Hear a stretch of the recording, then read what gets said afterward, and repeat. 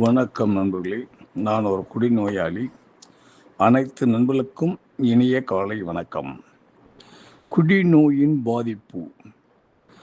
இந்த குடி நோயானது உடல், மனம், ஆன்மீகம் என்ற வாழ்வின் 3 முக்கிய அம்சங்கள் ஒட்டுமொத்தமாக ஒரே நேரத்தில் பாதிப்பு ஏற்படுகின்றது. டாக்டர் வில்லியம் சில்க்வர்த் எம்டி ஆராய்ச்சி கருத்து: உடல் ஒவ்வாமை, மனதில் பிடித்துள்ள பலமான எண்ணம் இணைந்து செயல்படுவதால் திரும்ப திரும்ப குடிக்கும் கட்டாயத்திற்கு ஒருவன் உந்தப்படுகின்றான். உடல் ஒவ்வாமை: சில வகை உணவுகள், பானங்கள், சில சத்துக்கள் உட்கொள்வதால் ஏற்படும் இயல்பை கடந்த நிலை. எங்களுக்கு மருத்துவர்களுக்கும் தெரியாத எந்த சிகிச்சையினாலும் நிரந்தரமாக இதனை வேருடன் களைக்கப்படுவதில்லை. டாக்டர் சில்க்வர்த் பிக் புக்கு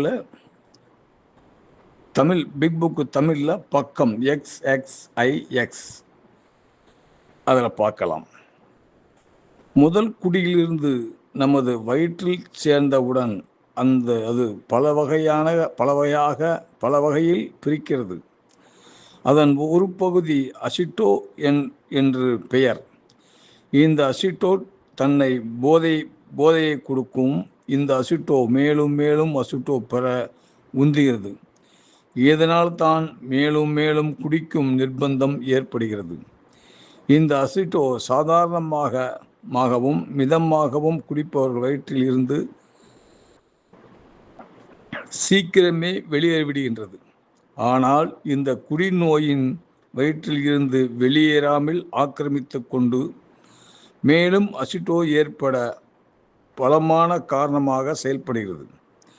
இந்த ஒவ்வாமை மதுவின் ஒவ்வாமை என்று கூறலாம்.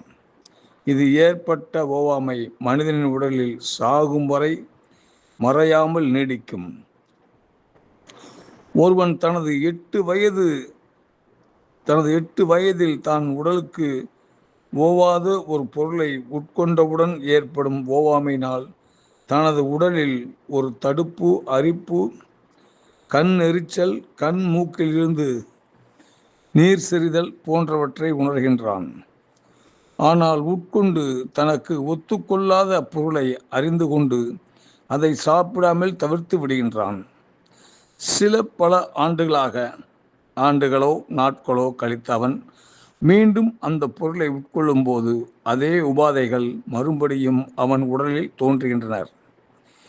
இதை போன்றது தான் குடிநோயால் ஏற்படும் ஒவ்வாமை. ஒருவன் குடியை நிறுத்திய சில நாட்களோ மாதங்களோ ஆண்டுகளோ ஆன பின் மீண்டும் குடித்தால் ஒவ்வாமை ஏற்படும். மீண்டும் மீண்டும் தொடர்ந்து குடிக்க நேரிடுகிறது. இந்த உடலின் அடங்கா ஆசை, இது ஒவ்வாமையின் ஒரு பகுதி. உடலில் மது இருப்பதும் இதற்கு காரணம். இந்த அடங்கா ஆசை மது குடித்த பின் ஏற்படும். நன்றி நண்பர்களே. மிச்சத்தை நாளைக்கு பார்ப்போம்.